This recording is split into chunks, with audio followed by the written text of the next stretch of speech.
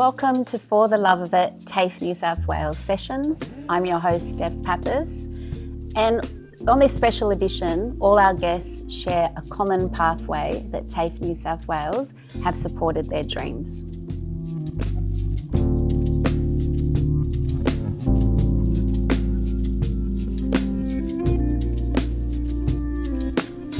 We'd like to acknowledge the traditional custodians of this land, the Gadigal people of Eora Nation. We pay our respect to elders past, present and emerging. We extend a warm welcome to Weave, a trailblazing fashion designer whose journey from Adelaide to Sydney has been nothing short of remarkable. Thank you. At just 17, Weave made a significant move interstate to pursue her passion for fashion. Transferring to study with Tafe in Sydney, her career began with designing hip-hop inspired clothing under her first label Cyber Thief, where she quickly gained recognition, even dressing icons like Ice-T. Over the years, her career has evolved, transitioning from hip-hop to high-end fashion. Her brand by Weave has graced runways from Hong Kong to Australian Fashion Week and has been worn by celebrities worldwide. Additionally, Weave has ventured into the realm of sustainability with Yukio brand, where she incorporates eco-friendly practices into her designs. Today, we have the pleasure of delving into the remarkable journey of Weave, who will be sharing many pathways she's explored in music, fashion, and creative arts, doing what she loves, paving her way, making me emotional, into creative industries. Welcome, Weave, to For the Love of It sessions. Thank you so much. My very first guest. I'm so honoured to be here. Thank you so much for having me, and what a beautiful introduction. You've made me emotional as well. I felt emotional weaving through your journey. I've actually have crossed paths with you probably quite a few years back when I was living up in the Central Coast. But it was more just crossing paths and saying hello, hello, but actually delving deep into your story. So much respect for you as a creative soul who has just continued to follow your passion, no matter what obstacle laid in your way. That's very, very true. Well, let's dive in. I want to start because Tafe Nsw paved a part in your journey. Let's start when you moved into Sydney. You were transferred, you were studying down in Adelaide, you came to East Sydney. Tell us about that journey. Maybe a memory of a mentor or an experience that you can share with us. Well, really interesting, because I was 16 when I finished year 12 in Adelaide. We started quite young, we were 4. And so I knew that I wanted to be a designer always. All I did was draw and create, and it was intrinsic in my makeup actually. And I got into the certificate course Marston Tafe in Adelaide. And that was amazing. That's actually how I learnt the industry side of things. It was very much about cutting and, you know, the really raw side of it. It wasn't based so much around design. It was the raw need to be able to create your own things on an industry level. So that was like I'll never be more grateful for that period of my life, like learning to wear mesh gloves with the cutting machines, and that gave me a real stepping stone to being accepted into the one in Sydney, which was East Sydney Tafe. And really that was so esteemed at that time. With Nicholas Huxley. Yes. And so many people were applying for that, and it was a very minimal amount of people that got in. So I literally couldn't believe it. Just a little girl from the Adelaide Hills in country South Australia, and to be able to get into something like that, it was just the most unbelievable start to my career. Really gave me such insight very quickly into what needed to happen. So that was a lot more design based, I think, and so that's where I feel like I had a really good balance of not coming into that thinking that I'm just going to be a designer. I knew how raw the industry was at that time, so it was a big move. Yeah, because that course, it really, I mean, I was also there in 91, and it really covered different facets of the fashion industry, from communications to the illustrations, allowing us to have different jobs in the industry. Did you find that? Was there a particular teacher that you remember as a mentor back then?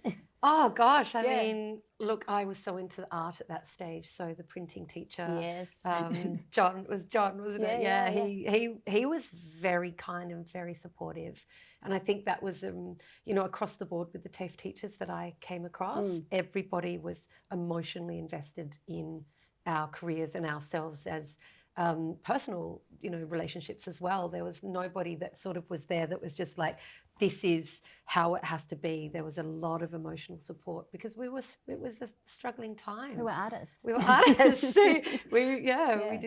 weren't sort of necessarily there for the money. We were there, to create a lifestyle for ourselves and live our dreams out. And they were very supportive of that. And a lot of emerging artists came out of that period that are still operating today, like yourself. I want to go back to growing up in the Adelaide Hills, because there was a particular incident when you were very young where you really knew that there was a relation between freedom, travel and fashion. Do you remember? Yeah. Oh, you're talking about the Oakbank Weaver. Yes. Oh, bless you. You have delved deep. Yes, I have. Wow. I was very I small. love that story. I want to hear it in your words. Oh, gorgeous. Yeah. Okay. So I had a little white pony. And I actually grew up on a breeding stable, so we were very blessed to be riding every day. And I think that's sort of why my fashion is very equestrian, like it's always lots of tailoring. I'd ride my little pony down to the main street, and there was an antique shop, a takeaway shop with Space Invaders 20-cent games and all that stuff. 70s was a great time. And the little weaving shop was called the Oakbank Weaver. Being that my name was Weave, I really obviously resonated with this beautiful woman that was in there with long, white, flowing hair, and she used to travel around Europe and come back with all these incredible artifacts and weavings. And I just was really captivated with the fabrication and the textures and the way that it was sort of put together, and her stories of driving around in a combi and just picking up these things. And I was awestruck by her, and it was like, that's the life I want at some point. Yeah, so even though I've traveled a very different road to that, but it's still very, very intrinsically about fabric. Like everything comes to me when I see fabric. That's the starting point. If anyone ever says what inspired you, it's the fabric. It's the feeling, it's the texture, how it makes you feel, it's a motive. That's it. Yeah, I wasn't going to go there in the next session, but I actually, when I was in the design process, it was always to me about going to those textile shops or seeing the buyers, and you create from the fabric, so I can relate to that. There's such a depth to it that people probably don't understand, and understanding, the nature of where the silkworm grew up. So Weave has made this blouse that I'm wearing today. Yeah, so, what comes with the production of fabric and the land and nurturing land and watering and what that means to the weather cycles. And, there's a really deep story that comes behind all of that. And, when you're talking about sustainability, the dyes, where are the dyes coming from? And, who's like leaking dyes into the environment? And, then it becomes quite political. So as much as people say fashion is sort of a bit of an airy-fairy kind of thing, it's not. It's a very deep industry that has a lot of concern. Yes. We'll go into the brand when we come through, but I just want to stay in Adelaide because there was also your family there and growing up on the land with the horses, and they used to have these parties at a lot of fashion as well. So they, it sounds like you were surrounded by elegance, and that contributed a lot to your journey. Yeah, my father was the chairman of the racecourse and very, very well respected in the industry there, and so a lot of people from overseas would come and stay at our property and celebrate, all that is breeding and horses, and it was quite an exciting thing. And my mother was very beautiful and always in beautiful dresses, and I definitely looked up to her and the way that she was so elegant in the way she held herself at that point. So as you do. Oh, thank you. But I guess that's where the original inspiration for fashion came from. Yeah.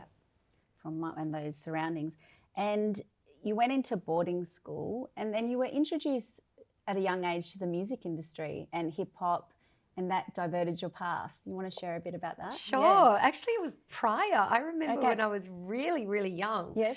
And I heard Boney M on the radio. Yeah. And I would have been, probably 7 or 8, I would say at that time. And I'd never heard anything like it, like the rhythm and the blues and the soul. And I don't know, it's obviously, intrinsically in your makeup when you're a music lover. And there's something about what you really resonate with music. And I do remember Dad saying to me when I was quite young, it's your birthday, you can choose whatever you like. And I said, the Hot Chocolates CD.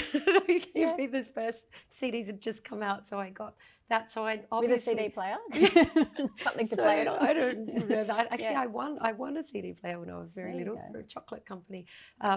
So music was already in me. So I think music, art, and fashion is the melting pot of who I am completely and wholly.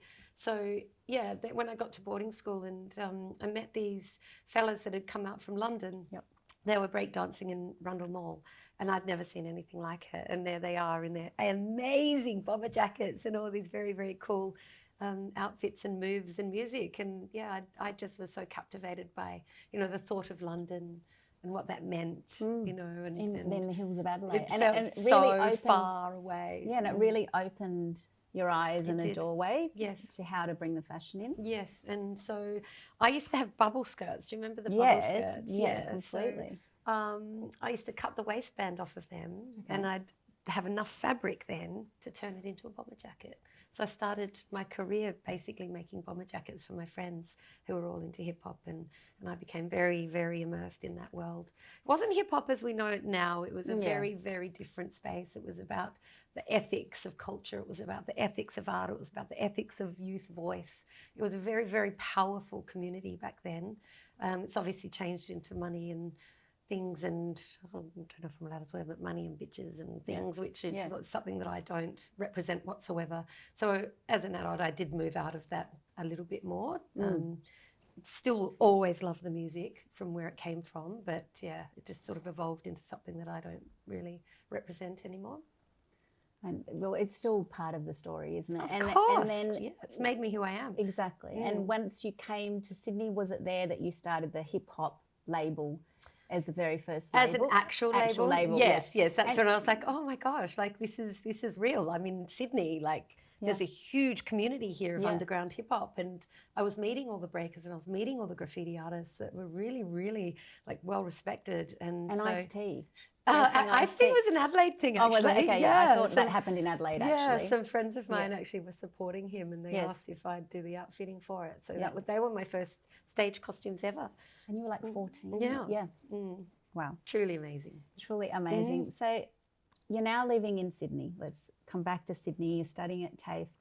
Did you start at the markets? Like a lot of us started our labels by selling at the markets, Bondi, Paddington. No, I didn't. Where did you start? No, I didn't. I never did anything like that at that stage. It was very much about getting into costume.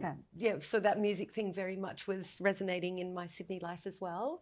I was working in nightclubs on the doors at Freezer and Good Bar. Mr. Good Bar? Yes. And I was working in all sorts of realms, and whoever I could meet making costumes or outfitting. And the career really was starting to take off then, because I was immersed in the scene. In the creative scene in Sydney, and it was so vibrant. It was then, so wasn't vibrant. It was so happening. It was so great. I say to my children, I was so hip, those days, and they just, no, Mum, we don't want to know. Yeah, and I had a wonderful warehouse in Surrey Hills, which is it's now called China Heights. It's quite a well-esteemed art gallery now, but that was where we had amazing parties and amazing get-togethers and workshops, and there was artists and musicians and me, and that was just, my daughter was raised sort of growing up in that environment. So you had your daughter quite young.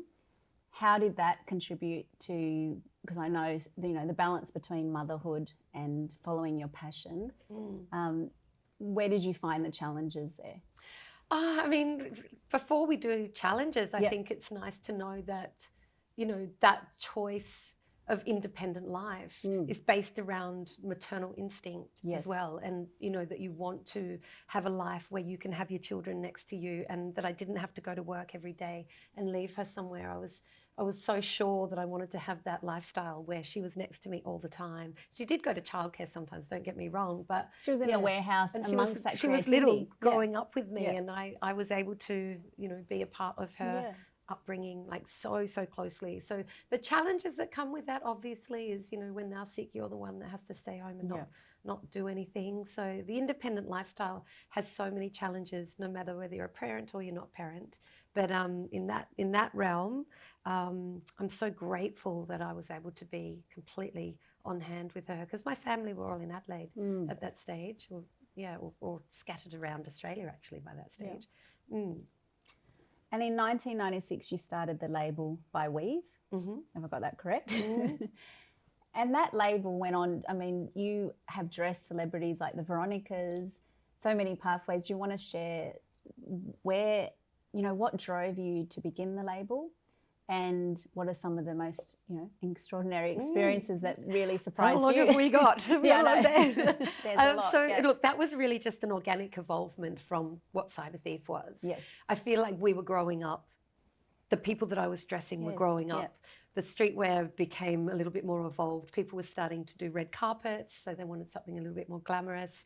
They were starting to get married, so wedding dresses started coming into play. The tailoring, because I'm a tailor, that was really starting to come into play as well at that stage. It was just like a very natural, organic process to going to that next level. And I knew that I had a more high fashion sensibility to myself. That's what I trained in when I was young and at fashion school as well. So that was a really beautiful progression and just naturally evolved. And my partner and I separated when my daughter was around 8 years old. And so he was very much a part of the hip hop community as well. So yeah, it was again a natural evolvement into, you know, where I was going next and what I was doing next. I started traveling around the world and being introduced to some very, you know, unbelievable experiences around the world and seeing high fashion. And a friend of mine actually was, Sally Penn, actually I'll call her out. She was doing Fashion Week in New York, and she was a Tafe girl as well. Okay. And she invited me to the show and to stay with her. So I got to go to my first New York Fashion Week show, you know, when I was very, very young, and it was extraordinary just seeing the streets of New York and what that meant, and hip hop and music and what that meant, which was already like conversing into high fashion at that stage. It was all very melded, whereas here it was all very separate. So it was lovely to be a part of a global network and a global community. Opened my eyes up so much to how it all entwined and wove together into one. So that was beautiful. So I got to meet some extraordinary people as well. And so starting to dress and make outfitting, really wonderful human called Aloe Black, who my best friend Maya, she got married to him, and so I got to make incredible outfitting for him. And gosh, I mean, the list is extraordinary. I'm like even struggling at the top of my head right now, but it's how was the Veronicas? Did you dress? Veronicas was gorgeous. That was amazing. That was really when I was in my heyday, and that made the cover of Foxtel magazine. That was pretty exciting at the time.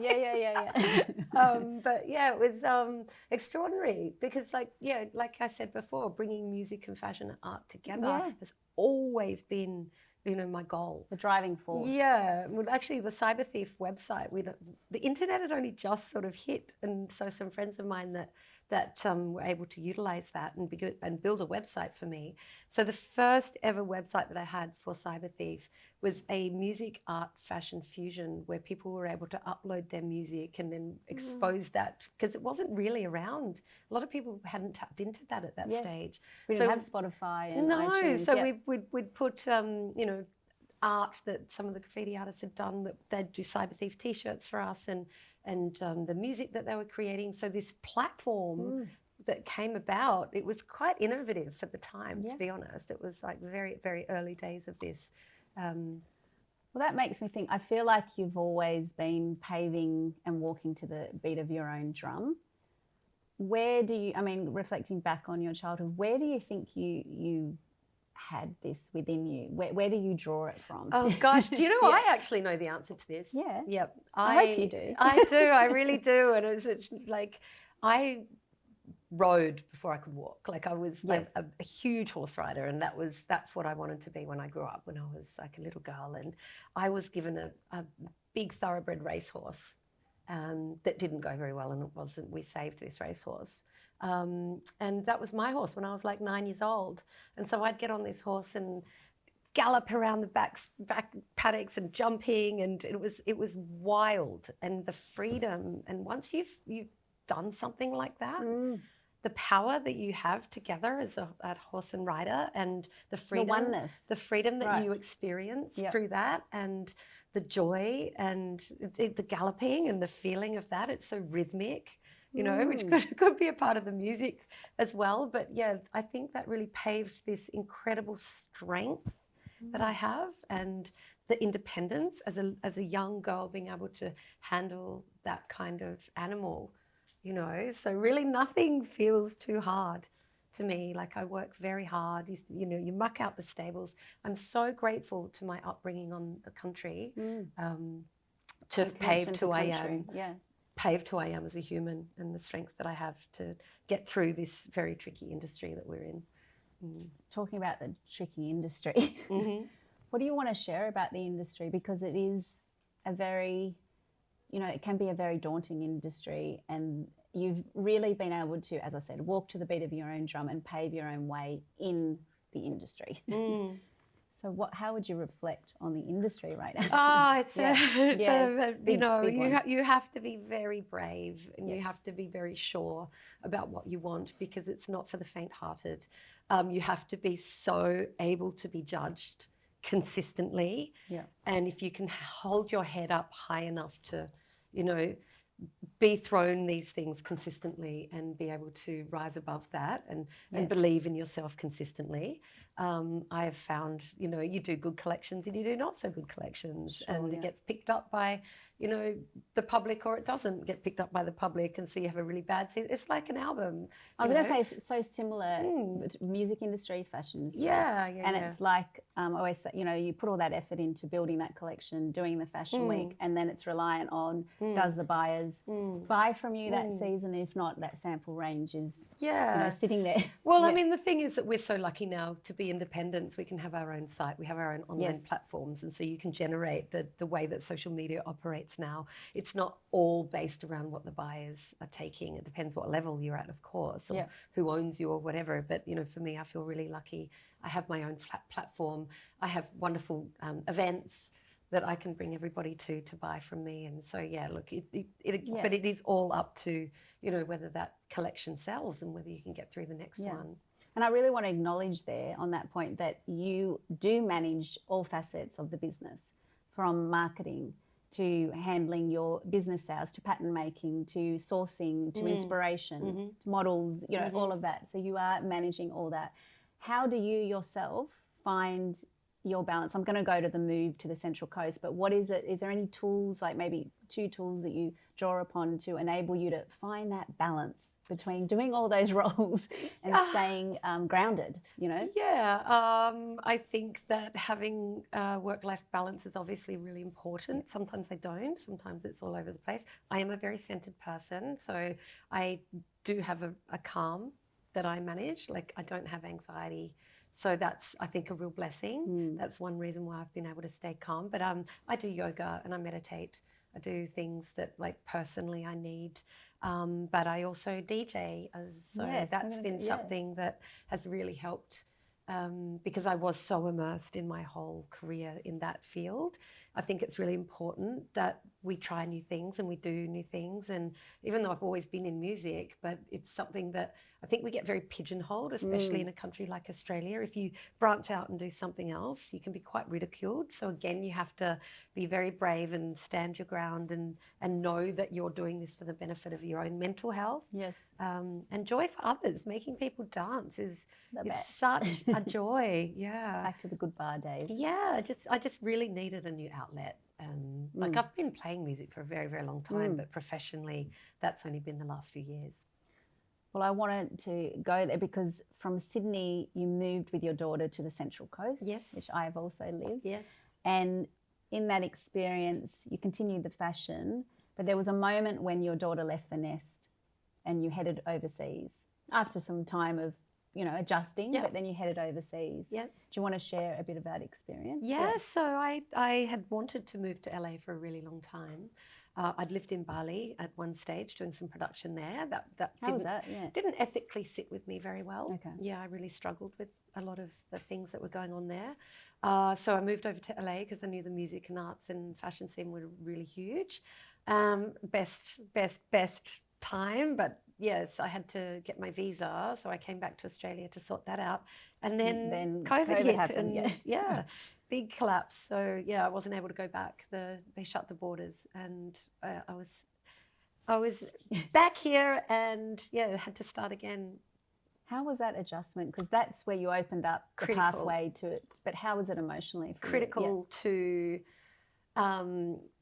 a personal change that I didn't ever foresee me going through. You know, like I had to become very, very still. And that's not something I've ever really been. I've always been going somewhere. I'm always looking forward, and I'm always ready for the next challenge. And that really put a big barrier around all of that. And it's like I had to really delve deeply into stillness and acceptance and gratitude and a whole bunch of things that I needed to learn in life. And I am grateful for that now. I'm resentful to a lot of that as well, that I didn't get to go and do some things that I wanted to achieve over there. Like, yeah, I lost a lot over that period, but we're rebuilding. And over the last couple of years, just, yeah, it was a very challenging time. And that's when you started the DJing. So pretty much. Well, professionally. Professionally at gigs and parties. Yeah. And the brand Ukiyo, am I saying it right? Yep. There was, the wind began before that, am I correct? You really have delved. All right. So wind began before that. Let's go into that collection now, because I feel like it's so beautiful. I loved it so much. Sorry, I shouldn't hit that. No, that's okay. Because I feel like it's really represents you now. If we go into that chapter, it's really showing now what that experience, what came out of that experience of having to stand still, connect to country. Well, so wind happened way earlier. before. Way before. So that was 11 years ago. That was when I first moved to the Central Coast. And I already had that really deep connection to country, and already knew that I needed to be doing some really ethical production and changing the pathways for what people see as clothing, because I already understood back then. Slow fashion. I understood slow fashion. I understood waste. I understood destruction to the earth, and I understood at that stage that we were going down a very, very dangerous pathway with clothing, and I felt like I needed to do something that was completely earth-driven. So there weren't many other people doing it at that stage. We started a little collective called the Conscious Pop-Up Shop, and we did it down at the Kincumber Town Hall, and it was a few of us that came together. In the Central Coast. It was on the Central Coast, and we a couple of people who were doing secondhand clothing, so the circular movement back then. I was doing completely natural handmade clothing. So it was called Wind by Weave, and that's when I started doing the market. So I started, and that was a really integral process to meet people up on the coast. Avoca? Yes, Avoca markets, Avoca Beach. And I got to meet so many amazing people by doing the market. So going up there with my daughter on my own, I'd never been there before. I didn't know a soul. And it just... I did the same. Yeah. I don't know anyone. What a beautiful community there is. I know, but delving deeper into it and discovering that a very, very old friend of mine, Lisa, who is an amazing photographer, who's here today, found that she'd moved up there as well. So it all started to build and become a very beautiful family. And I felt like I was doing something really important with that label. It was very, very, initial stages of the movement that's like so big right now, which I'm so thrilled about. Yeah, it's exciting. So Yukio, and there's Yukio lifestyle. Okay, so Ukiyo, so wind. I mean, I was even doing macrame, because I was at home with my daughter. I was like, doing macrame pots and selling them. It was a little bit of like lifestyle, homewares, clothing.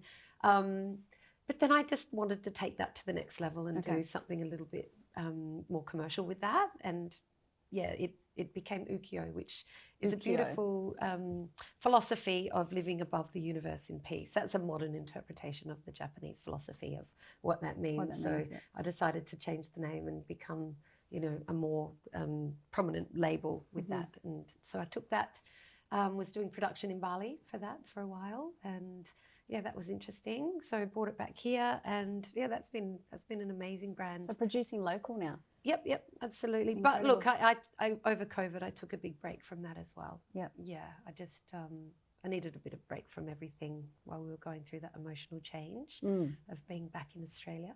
And you're working on the new collection now. Yes. When is this being launched? Yes. So By Weave is on the cutting board right now. Okay, so that'll be out in the next few weeks, and Ukiyo will be out in the next month. That's relevant, probably. No, it's beautiful. I just want to touch on the pivotal moments that you can recall and the crossroads, just to show a creative that they all pave our path. Are there two that you can recall where you were just like, I can't keep going? But I know COVID was, during that time we've touched on, but just picking yourself back up and going again and knowing that, no, this is the path I'm taking and I'm an artist. I've been looking into this, yes, myself as to why, I do get quite sad when I'm not in the process. Yes. And, I've been told that I'm addicted to my business and I'm addicted to creativity. And I used to see that as a negative and thought, oh my gosh, no, that's a really good thing. That's what keeps me driven and that's what keeps me going. So I think when, that pivotal time of not creating and not touching and not being your true self, that's when the break happens. That's when, that's the struggle.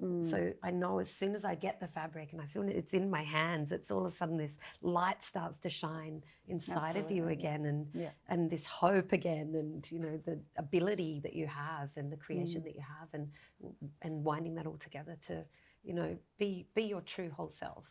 Yes, absolutely. Yeah. Did that answer that properly? That was beautiful. I want to finish up by asking, if we're speaking to the younger you that's just entering into TAFE, or to a young student now that's looking to study fashion, what are some words of wisdom that Weave could share with her? Or him or her? Wow. Just believe, and don't let anybody tell you, that you're not doing the right thing, or that you should do it a different way, or always listen to advice. I'm not saying don't listen to real advice, but you pick and choose which advice. But don't listen to anybody, that's telling you something that you don't truly believe. And you need to know what that is. So if you're going into TAFE and you're going into study, you need to be so sure about what it is that you're putting your time and your effort into. Don't do things half-heartedly. It doesn't matter if it doesn't work out. That's okay. If you get in, you do it. But you've got to go in with your whole heart, your whole self, and your pure self, because otherwise you just won't make it. You just won't succeed. That's my advice. Let's wrap up now. Did you bring an item of something you love for the love of it? Yes, I sure did. So for the love of it, I really love this concept of doing so. So I bought my diamond star. So this is something that I am making now, and I give to people who I believe are deserving of being a star girl or boy, star girl or binary. No. It represents to me a idea of shining bright and longevity. Diamonds, obviously, lifetime. It represents to me, from starting out with nothing and shining to get to a point where you can finally say that you're shining like a star. And I know that sounds really silly, but these I often give to people that I work with when I feel like a real connection to that person. And it just represents where I've come from as a little girl and the struggles that I've been through to get to this point in my life. And I just really love that idea of shining bright like a star. Yeah.